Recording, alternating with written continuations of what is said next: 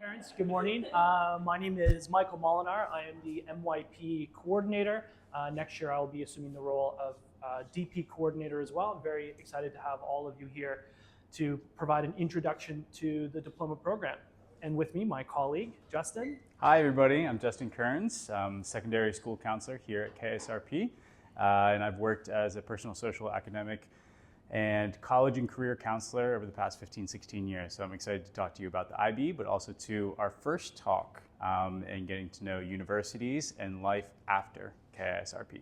Thank you. Yeah, we're both really happy to be welcoming some parents from primary today. Do we have any parents of grade 5 students?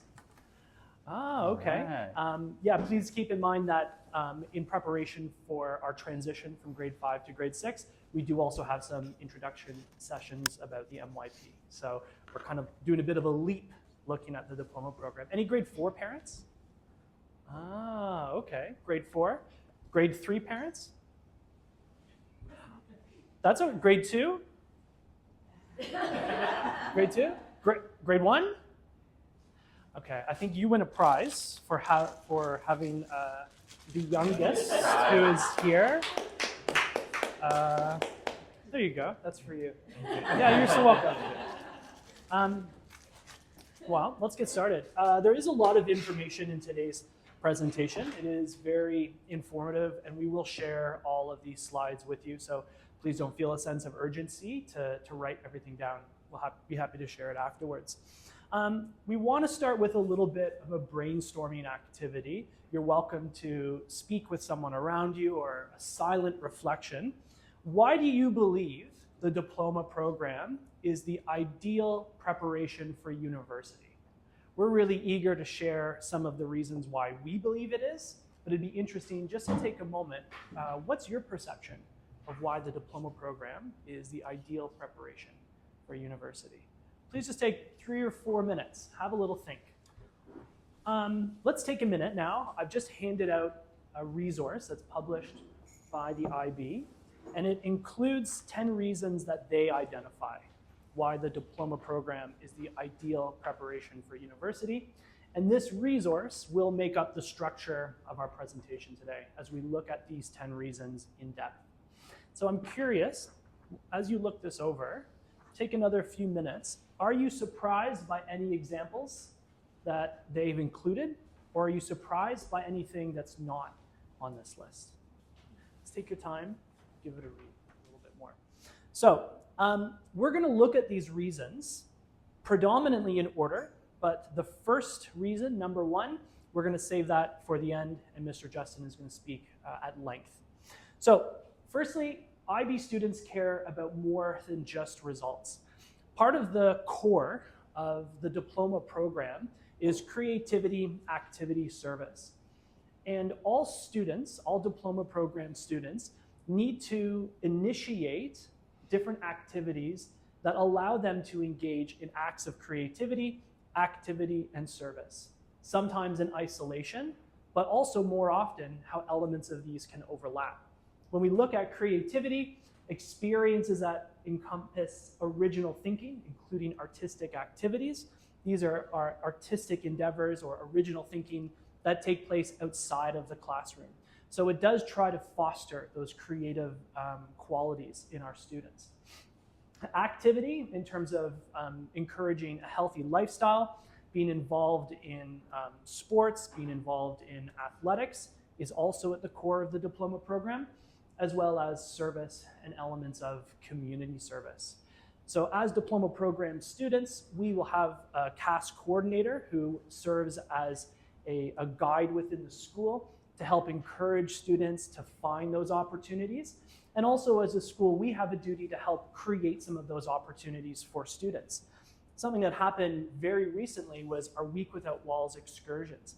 And when our students came back, they were absolutely buzzing with enthusiasm about the experience. And that helps shape the dynamic of a school. When students have the opportunity and the framework to learn outside of the classroom, it very much helps them discover their passions. When I think of my own experience in high school, my background and undergraduate degree is in literature. I fell in love with literature in the classroom. But when it came to becoming an educator, that was something for me that didn't necessarily happen just in class. It was my experiences in school, in terms of being part of a community, as well as the volunteer work that I did outside of class. Our grade 6 and 7s, when they came back from this excursion, we had a little activity where they had to create a campaign based on a topic of something that they learned about. And it was so inspiring for me as an educator just to kind of step back and put my hands up and see how easily they were able to be self-directed and how kind of inspired they were to present their understanding and their passions. This is a very important element of the diploma program model, creativity, activity, and service. And the middle years program is designed to scaffold, to support students in being successful with CAS through service action, which is initiated right now at the school in terms of the many ECAs that we have available, as well as some of the service conferences our students have been involved in. The next reason, it encourages students to become a confident and independent learner. And there's many ways that this manifests within the curriculum, but one of the most obvious is with the extended essay. So every diploma program student needs to complete an extended essay. And it's only a 4,000 word research paper. To be fair, it can be 3,000 to 4,000 words, but it's within that range. It's a piece of independent research on a topic chosen by the student. So once again, an opportunity for the student to pursue a line of inquiry, to pursue a topic of something that they feel passionate about. And that can be very much inspired by a subject that they feel a strong connection to. Maybe they're thinking this will be part of my future aspirations, is to study this subject in university. And I have seen, as an extended essay supervisor and just as a head of grade, writing letters of recommendations for students, some incredibly impressive extended essays that in many ways contributes to a profile for a student that sets them apart from others. They come to mind for me so quickly. I think of Ji Young, who applied to NYU Abu Dhabi for an architecture program. And that was the focus of their extended essay. That was something they were very motivated by, even in high school. I can also think of Ria. Ria's family is from Kerala, India, but she never actually grew up or lived there. So although her future aspiration was as a doctor, she went on to study medicine, she chose an extended essay based on the literature of the novel, The God of Small Things, because it was an opportunity for her to reflect and connect with elements of her culture and her identity. So this is a huge advantage for students to undergo this process, not only again in terms of connecting potentially with future studies, but it also sets them apart as a candidate in the knowledge from a university that a student has undergone such a substantial academic pursuit. And in the MYP, all students in grade 10 will complete the personal project, which again is designed to scaffold those skills and to prepare them for this extended essay. For our families who are here from the primary school, the exhibition is designed for that similar function. So one of the advantages of a continuum school is, regardless of when your children are enrolled, they are having these opportunities to be prepared for what we kind of defined as a highly academically rigorous program. Another advantage of the diploma program is that subjects are not taught in isolation.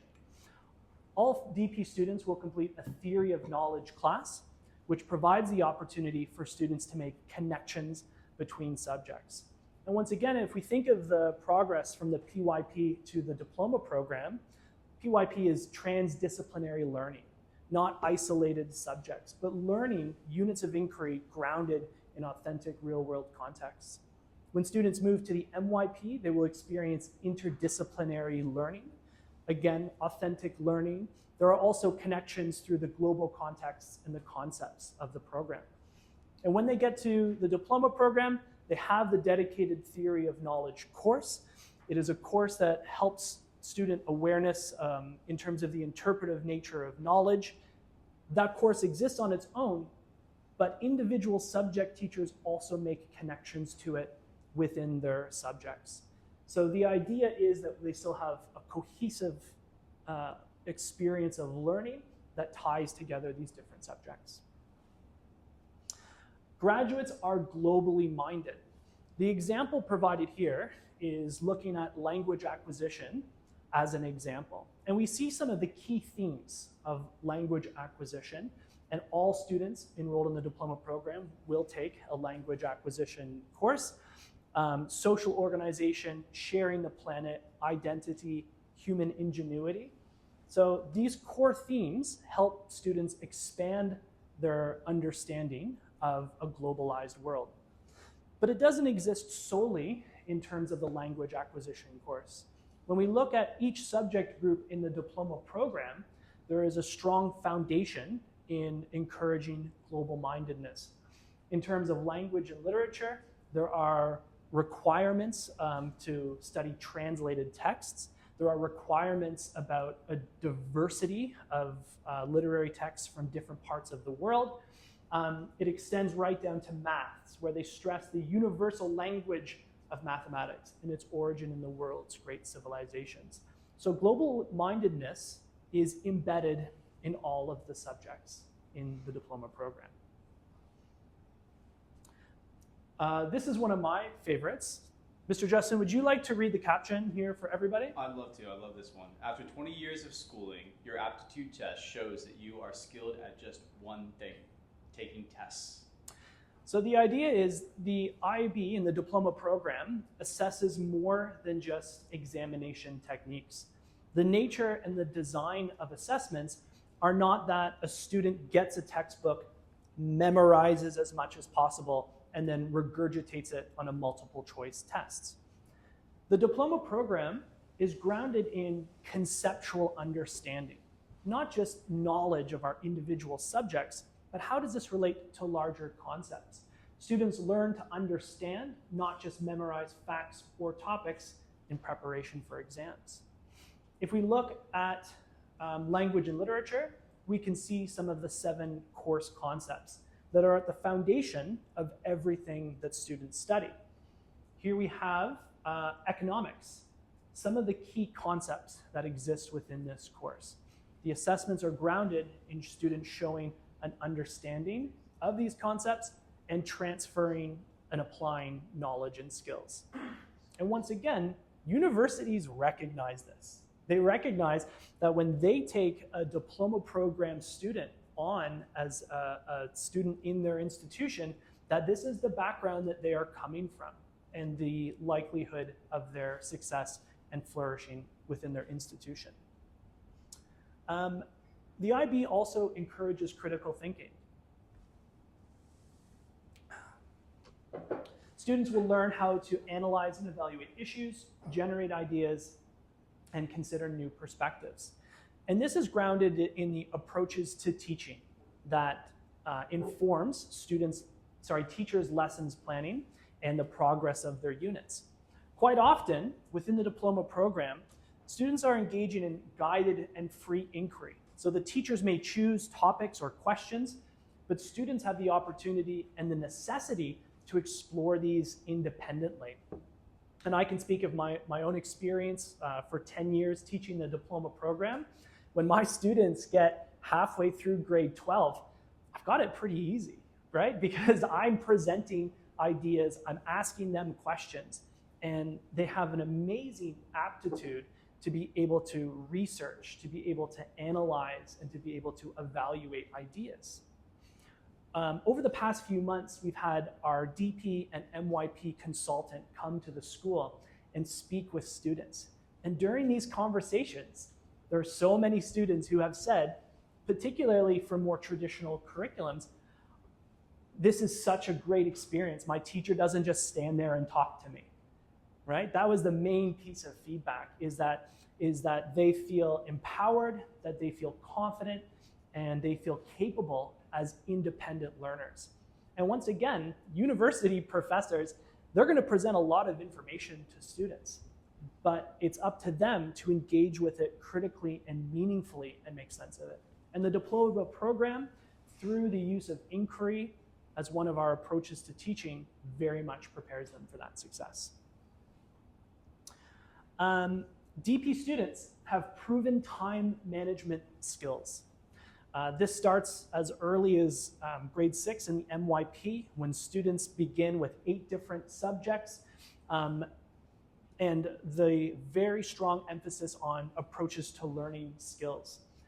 A big focus is our self-management skills, how students can organize, set goals, manage materials, and as MYP teachers and DP teachers, we work with students to help support them with this. During their homeroom classes, during their well-being lessons, we have a focus on this form of self-management. Here at KSRP, we also overlay our diploma program with a positive education enhanced curriculum, which comes from Geelong Grammar School in Australia. And we use these domains to help our students flourish. Positive purpose, positive relationships, positive emotions, positive accomplishments, positive health, and positive purpose. And it's with these that we help equip students with mindfulness, perseverance, intrinsic motivation, and resilience. So we know that our approaches to learning framework is very much effectively preparing students not only with time management skills, but with great effective skills. And now, it encourages a breadth and depth of learning. Coming back to the idea of academic rigor, the diploma program empowers students by connecting their course choices with future aspirations. And this will be a big focus for our students transitioning into grade 10 next year. That we can support the authenticity of learning by aligning classroom experiences with a positive purpose. When students are in grade 10 and they're making their course choices, they have some decisions to make. Decisions about subjects, first and foremost, that they enjoy the most. Subjects that may be connected to future aspirations. But we do our best to make this very tangible for our students. And I'm going to go a little bit more in depth into the DP program model and some of the courses that it offers. So the idea that it encourages breadth and depth of learning. Students will need to choose 3 courses at higher level, and students will need to choose 3 courses at standard level. And there are some differences between these choices, but one important aspect that is not different, standard level courses are not easier than higher level courses. They're all rigorous. Higher level courses will have 240 hours of instructional time, and this is over 2 years or 18 months. And students will explore subjects in greater detail, covering more complex material in greater depth. Standard level subjects, students will have 150 hours of instructional time, and while it's still rigorous, it provides a broader overview without the same depth. Meaning that emphasis is placed on the courses that will be able to have the most meaningful impact and contribution to students' future aspirations. I've just included some examples of courses that we are prepared to offer at KSRP for our first DP cohort. Of course, this is reflective of student interest. Group 1, Language and Literature. In this course, students will study a variety of literary and non-literary texts. This course offered in English, in Thai, in Mandarin. And for some families, they may want to consider a self-taught subject. And I'll look at that in a little bit more depth. So if a student's mother tongue is not one of the languages that we have offered here as a course, they have the option to work independently with a tutor along with another Group 1 language. Group 2 is Language Acquisition, and these courses will be offered in English, Mandarin, and Spanish. So students have the opportunity to make some decision based on where they're thinking of studying in the future, what combination of languages at what level would be most advantageous to them. Group 3 is Individuals and Societies. Again, students study individuals and societies throughout MYP, and this includes history, economics, and global politics as potential options. Group 4 in Sciences, We have biology, chemistry, physics, and design. In group 5, the diploma program provides 2 options in terms of mathematics. Analysis and approaches is very much geared towards engineering and geared towards sciences. Students who know that pure mathematics is part of their future aspirations. However, if you aspire to be an English teacher, if you're more interested in social sciences, we also offer applications and interpretations, perhaps a more universal mathematics. And in terms of group 6, we also offer visual arts. So I thought to help visualize this, I would create a few sample course selections, just so you can kind of get a sense of what a diploma program experience may look like for your child. So here we have an example of a student at higher level. They've chosen language and literature. They've chosen history. They've chosen visual arts. So these are the subjects that perhaps they feel the most passionate about, they've found the most success in, and potentially what their future aspirations might be. At the same time, in standard level, they're taking language acquisition Spanish, they're taking biology, and mathematics application and interpretations. This could be a student who perhaps has an interest in studying law in the future. Language and literature and history are both very much essay-based courses, so it shows the ability to read, to critically analyze, and to communicate under timed conditions. A couple more sample course selections. So I want to bring attention to one caveat. It is not necessary for students to take an arts subject in the diploma program. So the diploma program does provide the opportunity of, instead of taking an arts, to supplement that with a subject from another group. So in this example, we have a student who is taking higher level physics, higher level design, and higher level mathematics analysis and approaches. While at standard level, they're taking language and literature Mandarin as their first language, which allows them to take English as their language acquisition, and they have chosen economics. This could be a student who is perhaps considering a future in engineering. So they know that physics and design, taking 2 sciences, that could be more aligned with their future aspirations than an arts subject. So that flexibility does exist within the diploma program.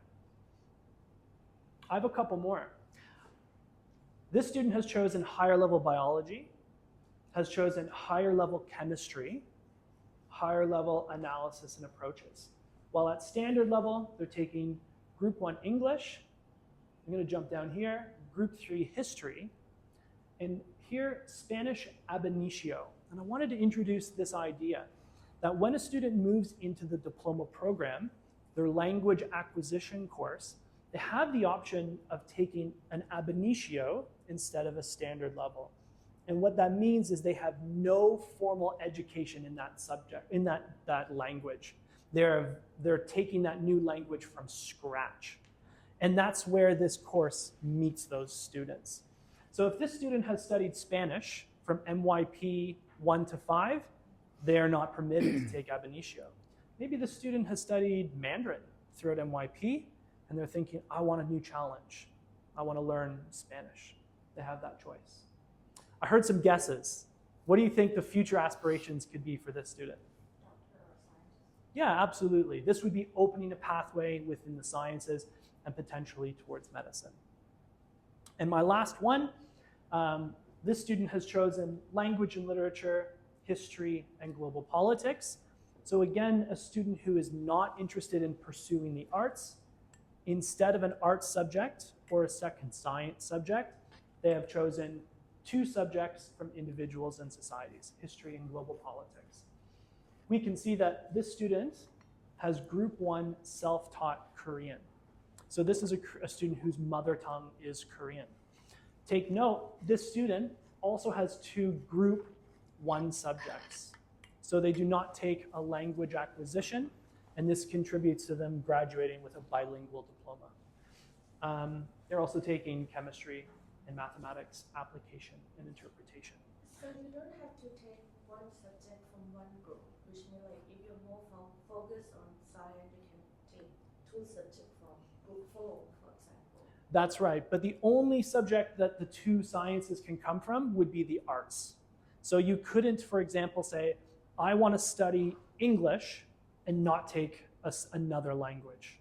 It's only when we look at the model, the student may not want to take the arts, so it provides the option between two sciences or two individuals and societies. Okay? I think that brings me to the end of my portion of the present. Oh, I'm sorry, not quite. Yeah? By the way, I noticed that in group 6, so you only have one visual art. So that's the subject that KIS will offer for the next 2 years. When we're looking at our first year of diploma program, the art subject that we offer will be reflective of student interests. So at the moment, this is us kind of crystal balling because we don't really know until we have the opportunity to make these decisions and survey where our students' interests are. But at the moment, we know we're absolutely, that's right. Great.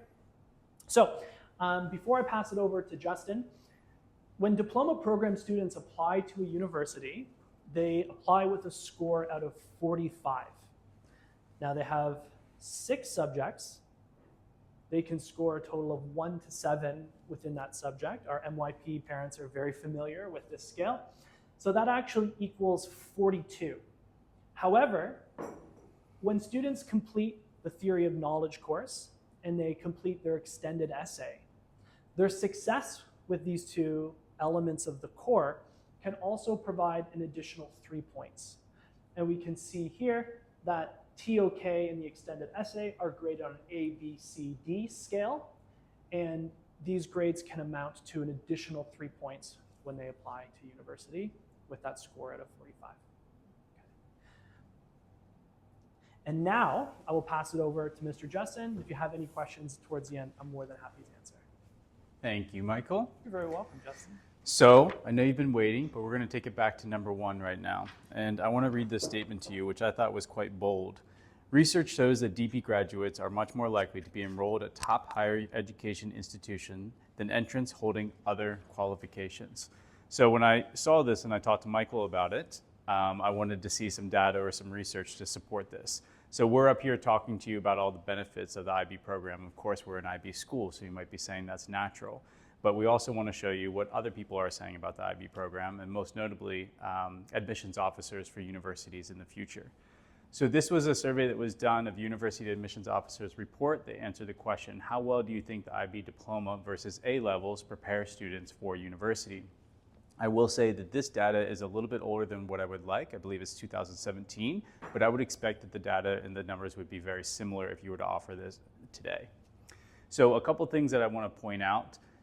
The developing the intercultural skills, encouraging a global outlook, and nurturing an open mind. You can see the stark contrast between here, blue being the IB diploma, and the orangish, taupish, I'm a little bit colorblind, for the A levels. So when we talk about how much the IB program is looking at a global perspective, and they're appreciating things from different nationalities, and they're understanding different cultures, and looking outside of our school to where they can have an impact within their communities, you see the IB program really excels in this area. The other one that I would point out that really stands out to me is the developing the workplace skills. Michael mentioned this a little bit earlier in terms of teaching toward the test. And I don't know if you think back to your education systems, I'm not sure where you attended schools, but for me personally, I remember going back and just that idea of I could memorize a lot. And you know what? That's often what I was tested on. And I could perform very well on those tests because I knew exactly what my teacher wanted of me. The problem is that doesn't necessarily transfer over to the workplace environment quite well. If I was just expected to memorize things for my job here, I probably wouldn't be very good at my job. So I have to learn a lot of, and hopefully I am good at my job, but I have to learn a lot of other skills that allow me to be successful here. And that's what I love about the IB program is that it really embeds and teaches these skills over the continuum from the PYP, MYP, and into the DP program. So I thought that this was a really informative data or graphic that's interesting to look at when you compare programs like the IB and A levels. And I would also put the AP in there as well. That's where I have extensive experience in the United States and in Europe, advanced placement courses. These are classes that are college level classes.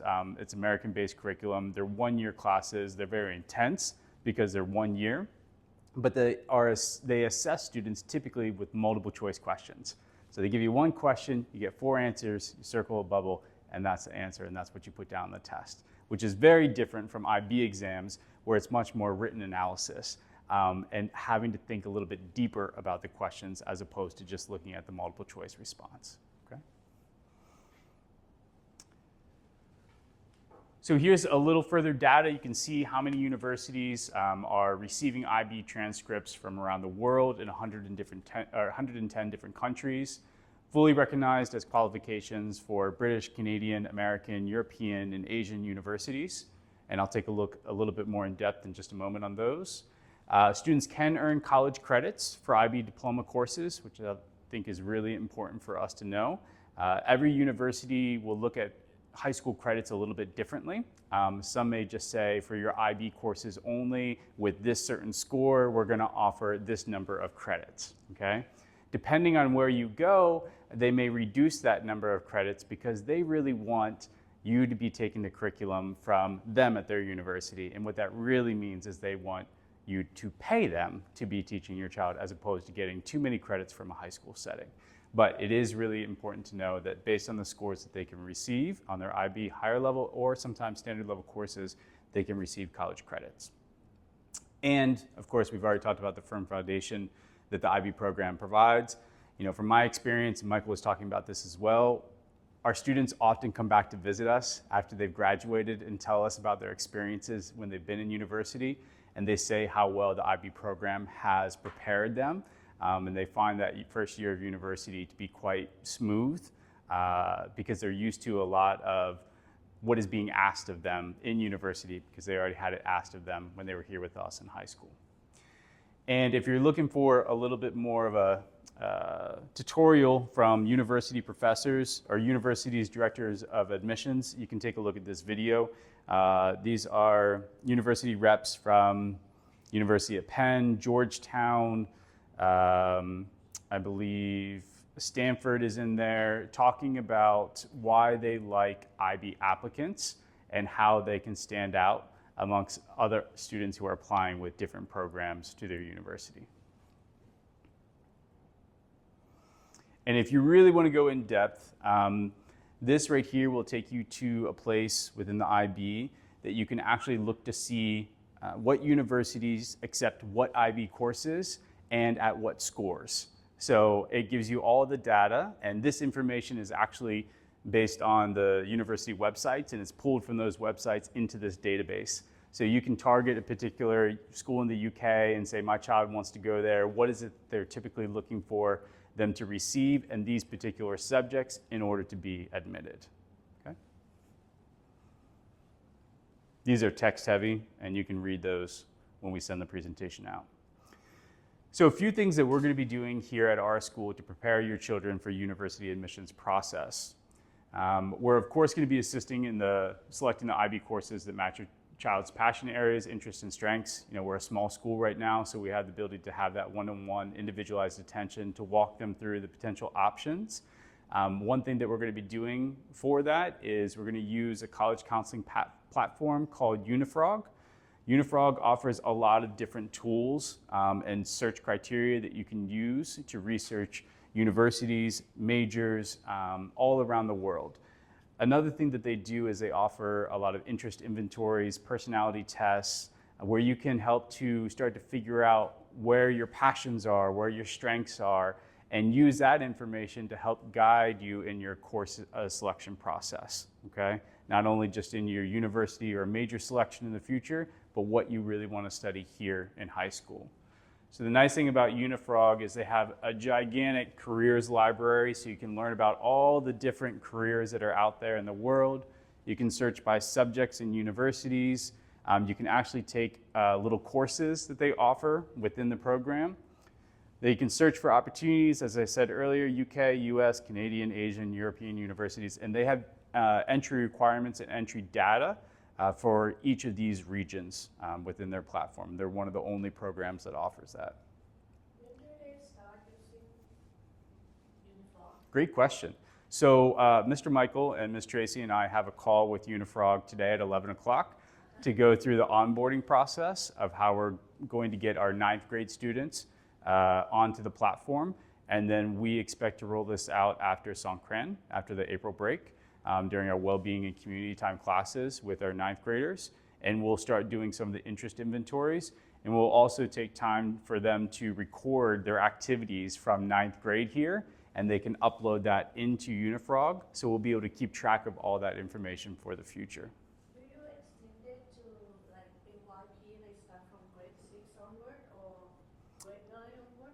Or? I think eventually, right now it's most important that we begin with our 9th grade. When you look at the research in terms of college exploration, they're really targeting starting in 9th grade, and it's very much an exploratory process. So you're introducing this to them.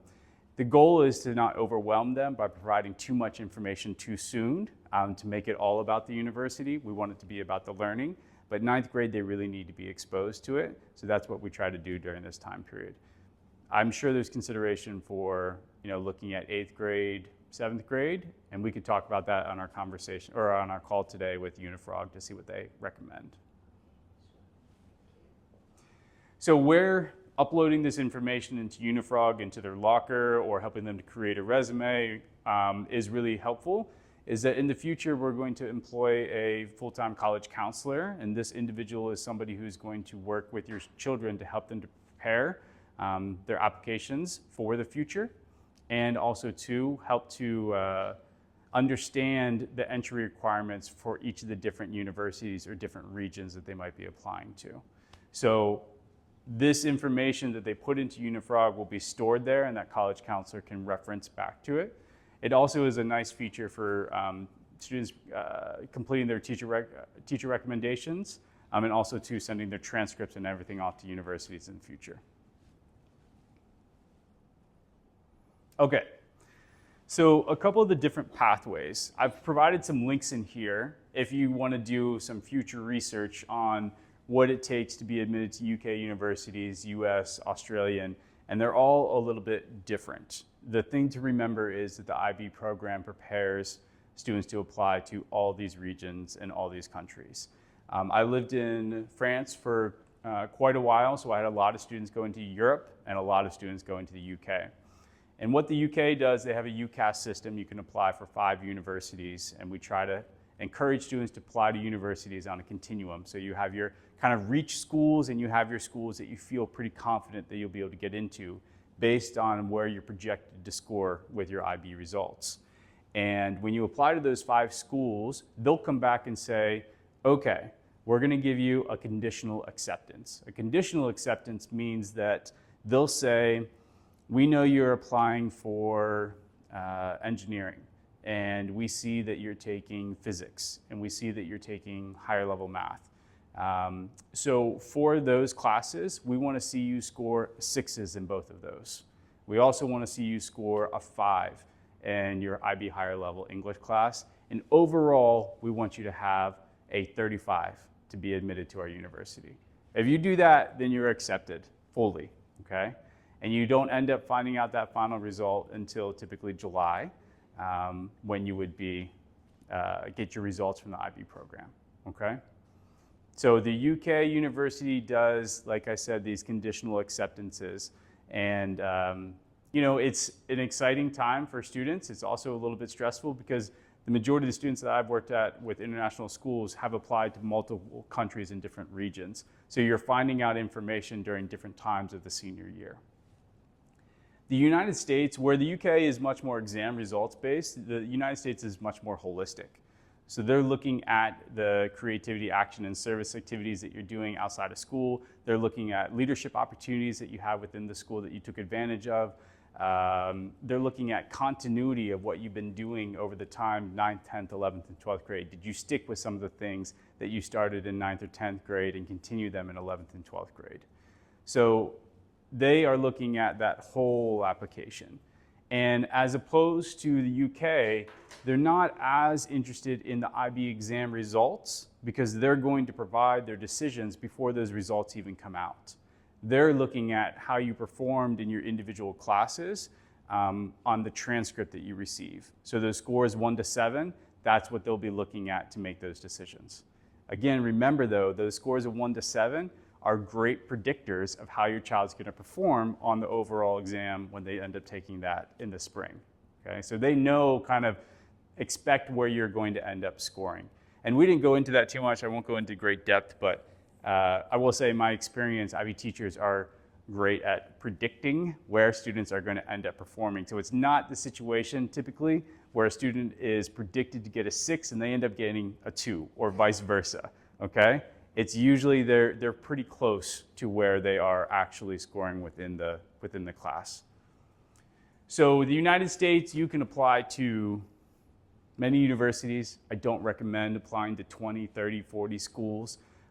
It's absolutely an incredible amount of time and effort that goes into putting forward these applications. It's also very costly. And I would say that if you're applying to that many schools, you probably haven't done enough research on the front end to determine what school would be the right fit for you. Okay? That's also something that Unifrog helps with. Beyond just the major or the prestige associated with the university, they're looking at, okay, do you want to be in an urban setting? Do you want to be in a rural setting? Do you want to be in a school, say in the UK, that finishes in 3 years, or a school in the United States that finishes in 4 years? Do you like a huge campus with 40,000 students, or would you rather be at a small university where there's 2,000 students? So I think when we are thinking about it as parents, we're thinking of kind of maybe that name brand university. But what we try to do, what I try to do, what is most important for me is finding the right fit for your child, okay? I understand that we all want our kids to get into, and I will not use this word again, and I'll even put it in quotes, a good university. But a good university looks different for everybody. And if you're interested on this topic, I really recommend reading Frank Bruni, who is a New York columnist, and he wrote a book about 7 years ago about the college admissions mania, which you'll hear a lot about as you go through this process. It's really interesting looking at his approach and how he debunks a lot of the myths associated with the university admissions process. Australia is, of course, another destination that we think that many of our children could be interested in, and they also look at the IB program. And you will see some countries and regions take IB scores and they have conversion charts. So they convert it into something that they are familiar with, which in Australia is the ATARs, which I could not tell you exactly what they are, but they're equivalency points to help them to determine where that child would score in comparison to a student who's coming out of the Australian public school system. And of course, we are likely to have students who are going to apply to Thailand as well. I can't take credit for this slide. I have to give credit to Kru Om, who is one of our Thai teachers who has college counseling experience from her previous school and has helped me to learn a little bit about the Thai application process. There is an emphasis on the IB exam results, and they also look at the portfolio. So when you think about US universities looking at that holistic approach, it seems that Thai universities are looking at that same thing. So they want to see well-rounded skills. They want to have demonstrated services action activities, creativity and action service activities, extracurriculars, research skills, leadership skill development. For instance, with the research skills, I think they have to submit 2 pieces of research. And when we think about the extended essay, that is one great example of what they would be using in order to submit for their portfolio. They also have to take some tests, and you might have to do this for the UK or US as well, called a TOEFL test, which measures their English levels to determine that their English is strong enough to be successful in the universities. I tell parents and students not to worry that much, because if you're taking the IB program with us, then you're going to have strong enough English levels to be able to go off to the university and be very successful on the TOEFL. There are also some other standardized tests like the SAT or ACT that some schools may ask you to complete, and that could be the case in Thailand as well. It could be the case probably not in the UK and not in Europe, because if you're doing the full IB, they put the emphasis on that and they don't need the standardized test as much. When you're going to the United States, most schools want to see the standardized test, but some have done away with it. So all the California schools no longer look at the SATs as a benchmark for acceptance criteria into university. And this is just a one-off test that students would typically take in their 11th grade year.